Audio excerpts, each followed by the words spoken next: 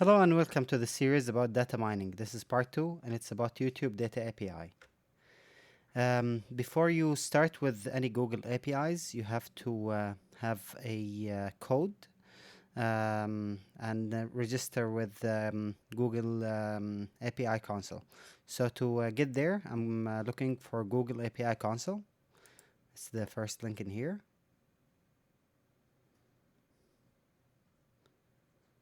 If you have a project, it will open to your active project. If you don't, you will get a screen like this where you can create a new project. You can create a new project in here. But I will go to my active project. First step, you can monitor your API usage in here. This is requests per second. So I can know my performance over the past few days.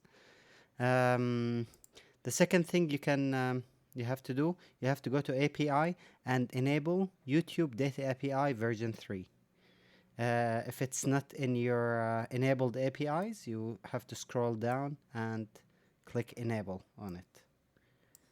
The last thing we'll have to do, go to credentials, create a new public API access, a server key, yes, create, and you will get a server, an API key like this. Copy this API that we will use in the next slide. So in here I have my API key. I will be using two functions from the YouTube Data API. I will be using youtube.search.list that searches for videos using a keyword. The second thing I will be using is youtube.videos.list. This retrieves back statistics information like likes, dislikes, favorite, and other information like even view count and things like this about one or multiple videos. So make sure you put your API key in here before you proceed. This whole notebook is pre-processed because this took more than an hour to finalize and to run the whole code inside it. So be patient when you're trying to replicate this. In here I'm importing division, date, time, request to access the API, LXML, JSON. I'm using text blob for sentiment analysis, pandas, matplot lib. Then finally I'm hiding the warnings and setting up pandas to my screen specifications. The first one that we'll be using is youtube.search.list. This is the documentation link, so you can go and read the documentation for this. Basically, it uses get, and this is the URL that you'll have to request. These are all the parameters. I will not go over all the parameters because I have compiled a small list in here with the important ones.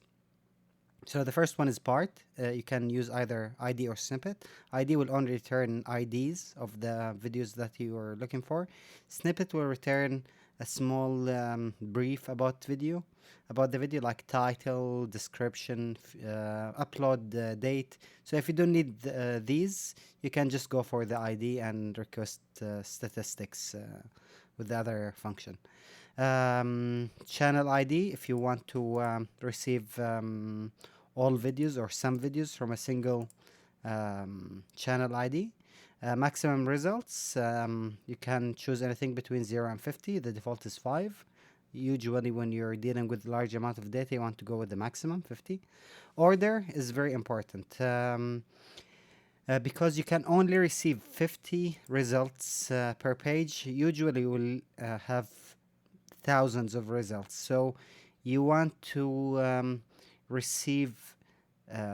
you want to order your videos in a way to receive more information from the first pages. So if you're looking into every event, you will have to sort by dates, so you will get the latest videos first. Rating, relevance, title, view count, Video count, that's if you're looking for channels, but this does not apply for when you're searching for videos. And finally, view count. This is what we will be using in this tutorial. Page token. Once you request a search, once you send a search request, you will receive any number between 0 and 50. But if the results are more than 50, it will send you a page token. So it will send you the next page token and the previous page token. So you can request the next page or the previous page. Usually we'll be using next page token to go over the complete list of results. Published after and published before. This is the format for them. Q is a query. You can have or gates there or not gate if you want. And finally, you have to put your key, the key that we get in the beginning of this tutorial. In here, I'm preparing just an HTTP request. So these are the parameters that I will be dealing with. Part equals snippets, maximum results, 5. Order date, token, page token is empty. Published after, published before. So I'm looking during the period of 2008 elections in here. From 4th of September until the 4th of November. From the 4th of August, sorry. My bad. Anyway, queue is empty for now. I'm putting the key there, and finally I'm looking for the type video. So I don't want to retrieve everything, just videos. The URL is the URL that we will use to access this API. Finally, I'm fetching the results in here for Mark Udell. So the Q in here, which is my query, is Mark Udell. I'm looking for him during the 2008 elections. And I can see in here that I received a number of video items, each one representing one video.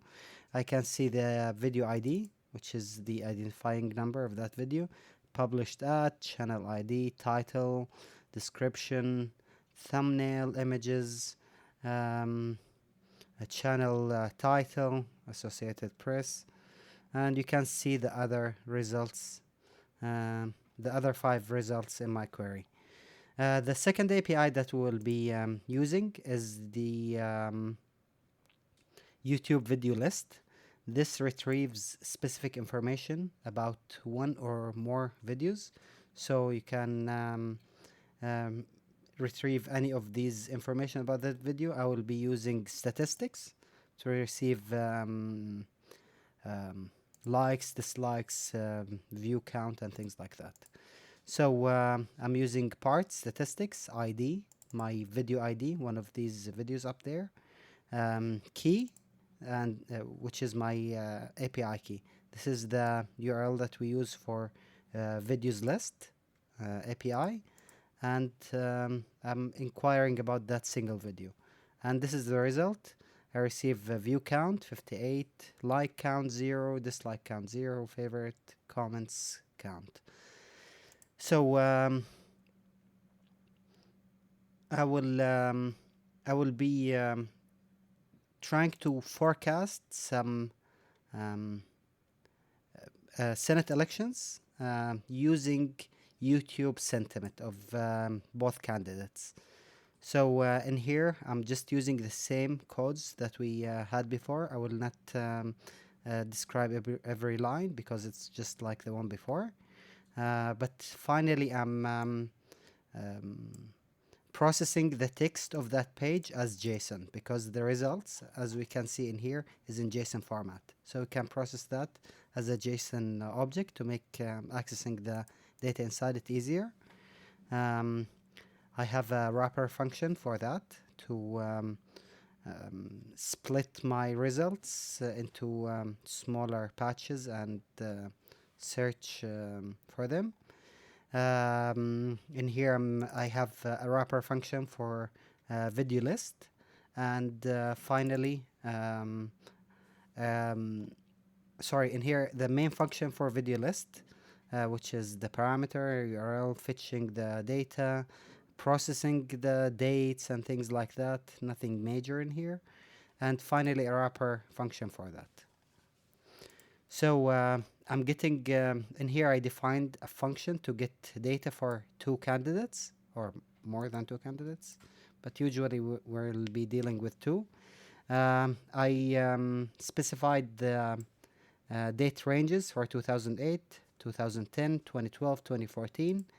And now I have functions that I can pass the name of 2 candidates, and I will tell it to get 2008 data for these 2 candidates, or 10, 12, or 14.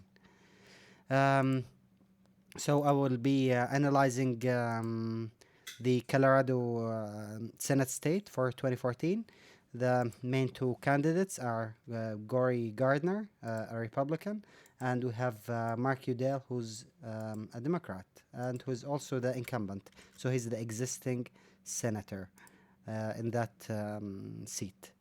I'm retrieving the data for 2014.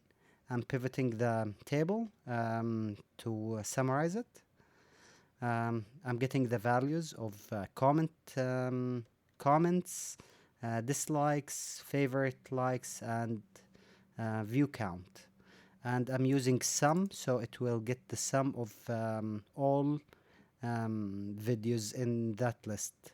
So in here I have Gory Gardner, and I can see that he has 234,000 views, and Mark Udell has only 144,000 views. Likes are very close. Favorites 0. Dislikes, Mark Udell has much higher dislikes, actually more than his likes. And comments, we can see Gory Gardner has much higher comments than the other candidate. This is a chart. It's compiling the number of videos uploaded per week. So I'm starting at week 32 until week 41, the current week. You can see the Democratic candidate was uploading. There were more videos about him, so it's not necessary that he's the one uploading them, but there are more videos about him or mentioning him. And then we can see somewhere around the week 38 more about the Republican. Then it went back. Then there is a really high spike here at week 41, the current week. We can see more data in here. This is views count. So this doesn't measure the views of that specific week, but it measures the views of the videos uploaded that week. So even if you watch this video a month later, 4 weeks later, it will still show up in the week where the video was uploaded. We can see that the Democratic candidate had more views in the first week in here, but then he went down, and we can see the Republican has generally more views for his videos. We can see a slight shift here in the last week. I don't know if that will make any difference, or it might actually switch by the end of the week. Remember, I'm recording this on the beginning of the week. Anyway, finally, I'm checking out the likes count, so I can see the Democratic candidate trailing once it comes to likes count, and there is a little switch here in the last week. Dislikes, he received a lot of dislikes in the first week, but then they're performing almost similarly. Maybe the Democratic candidate is receiving a little more dislikes. So how predictive was this? We'll look at few races from 2012. These are races that major forecast websites mentioned as unpredictable, or a toss-up, as they called it. So this is the first one. In here I'm looking at Virginia. I had I had an open challenge in here, so there is no incumbent competing here. I had one Republican candidate and one Democratic candidate, and we can see the Democratic candidate won this one, this race. Um, if we look at their data, Tim Kaine is the Democratic candidate. We can see that he received more views, 248,000, more likes, less dislikes than the other one, and less messages on his videos or videos mentioning him.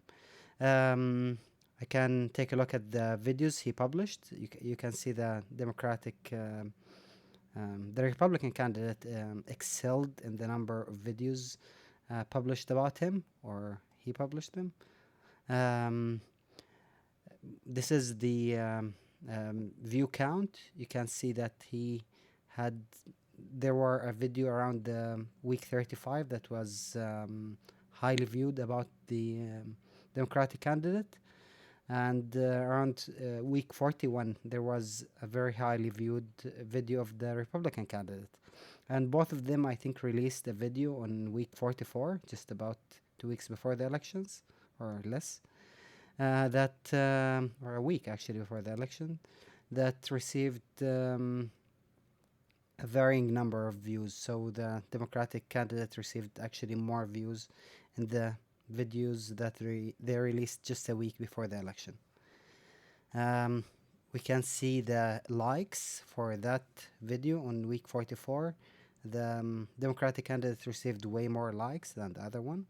He received fairly few likes too. Dislikes were really high for the Republican candidate in the last few weeks. Let's take a look at Nevada 2012 also. And here we have a Republican incumbent who won and a Democratic candidate who lost. In here I combined all the three codes from the top, so I'll receive everything in one page. And here we have, let me see who's the Republican, Dean Hiller. Oh, I could have seen it in the chart. Anyway, so Dean Hiller received way more views than the other one, and the Democratic candidate received less views, 679,000 views. He received more likes. He received also more dislikes than the other one, but less than his likes anyway, so his like to dislike ratio is still positive. Comments, he received actually more comments to his videos. This is a time plot for what happened, just like the previous one. You can see the dislikes on his videos for the last weeks, but it didn't make much of a difference. I think all publicity is good publicity in this scenario. But anyway, he received more views than the other one, 870,000 to 679,000. So let's take a look at the current Senate, the 113th Senate. I'm getting all my data from the FAC website and the Senate.gov website. I will start by collecting all senators' data. I'm fetching that as an XML file from the Senate API. And you can see that I have 100 senators representing the US Senate, the 113th US Senate. And here I will be plotting who's controlling the current Senate. So we can see that Democrats have 53 candidates, the Republicans has 45 candidates, and independents are senators, and independents have 2 senators in the current Senate. You can see this is the majority line. You can see the Democrats have a majority now in Senate.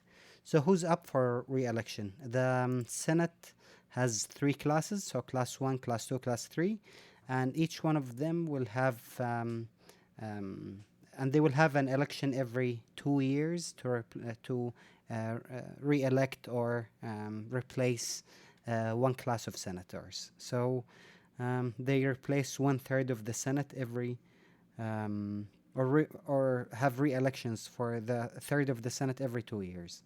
That makes the whole term 6 years. So this is the current class that will have re-elections. You can see that Democrats has 20 seats for re-election, and Republicans have only 13 seats up for re-election.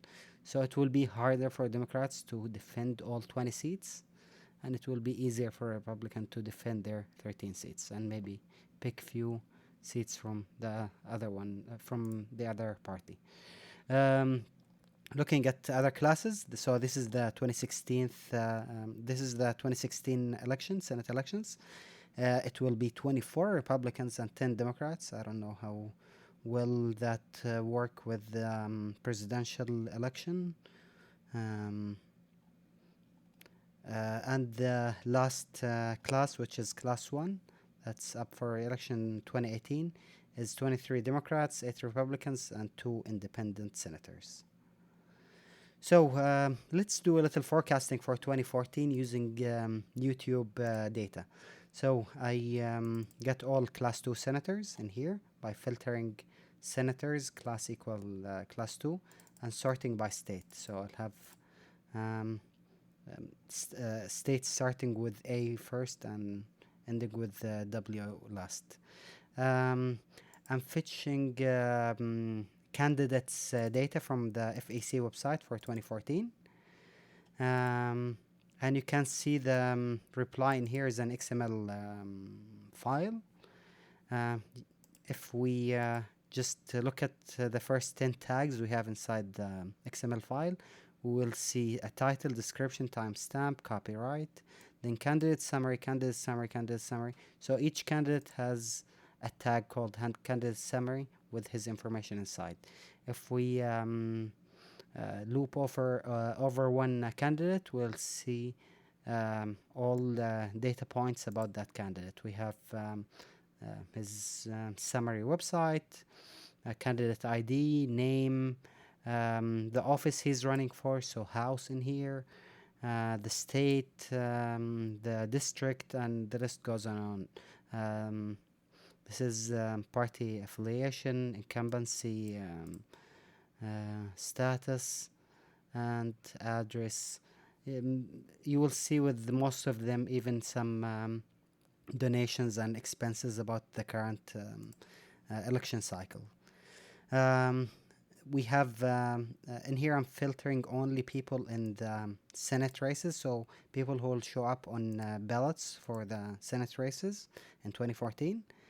And I have 412 people according to the FEC website.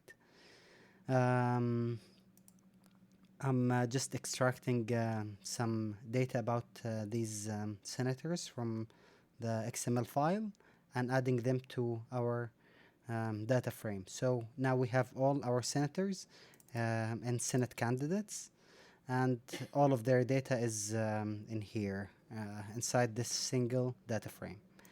I will be retrieving YouTube data for all candidates using get state data. So I'll pass 2 candidate names. It will get 2014 data as we see before. It will pivot that table to get some summary, add more data points like statistics about like to dislike ratio, views share within that race, messages share, likes share, dislikes share. It will print that summary table and returns it. And here I just have a function to fix the names because the names are formatted in all caps and last comma first, so I'm just dealing with that in here to make the names YouTube friendly, if that's a thing. Anyway, I'm looping all senators in class 2, and these are the result. For Alaska, we have Democratic senator. We have 2 people running for Senate, him and Dan Sullivan. I can see that this one has more comments, has less dislikes, way more likes, view counts. He has more views, 165,204, and these are our other stats. So the view share is 61 to 38, which is a decent margin actually. You can see Alabama with the single candidate, so there is no challenger for him, who is a Republican senator. Um, we can see the other states in here. The list goes on, but let's go down and visualize all this data to get some sense of what is it telling us.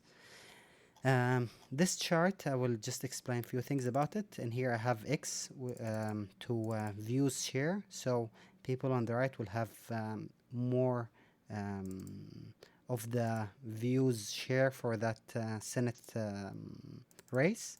This is the absolute number of views. And finally, size is controlled by the number of the amount of donations they received. So people with smaller circles received less money. People with larger circles received more money. In here, people to the right controlled more of the YouTube viewing share. And this is a log scale, by the way. So this is 10, this is 100, this is 1,000, 10,000, 100,000, and this is a million.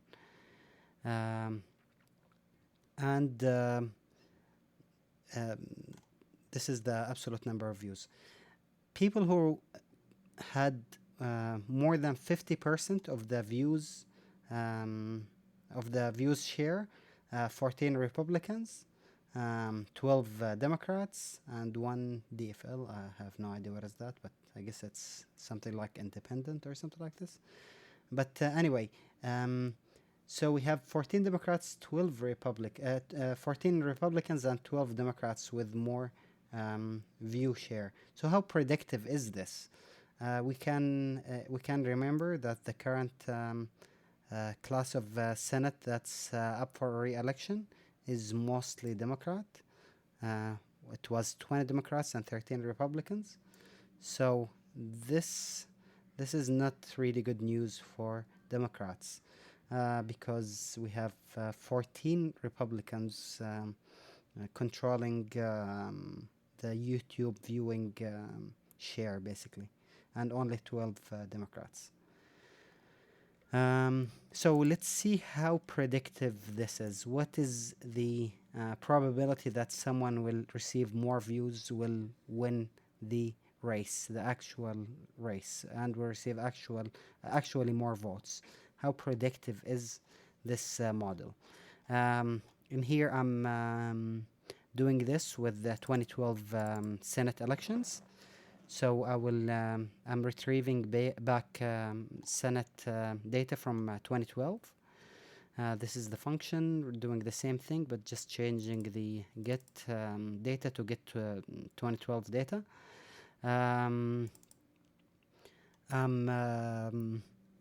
I have the candidates of that race in a comma separated value file.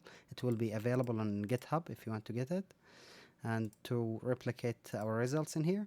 I'm finally just compiling their full name, which is their first name plus last name. Nothing major in here, just adding some statistics to this data frame and fetching their data from 2012. So I'm fetching data between 2012 8.4 to 2012 11.4, so until November 4th. And this is the data for all of them, state by state. You can see the data in here. Finally, I'm calculating the vote share between the two candidates, so I can know who received what percentage of the vote. And this is the data visualized. You can see that people who received more than 50% are these guys. People who received less than 50% are these guys. You can see there is some kind of linear thing going on in here. Um, but you can easily confirm that people who received more than 50% of the votes um, are represented by stars, so they won the race. People who lost the race are represented by a circle. Red is Republicans and blue is Democrats. Green is independent and yellow is no party affiliation, according to the official data that I received.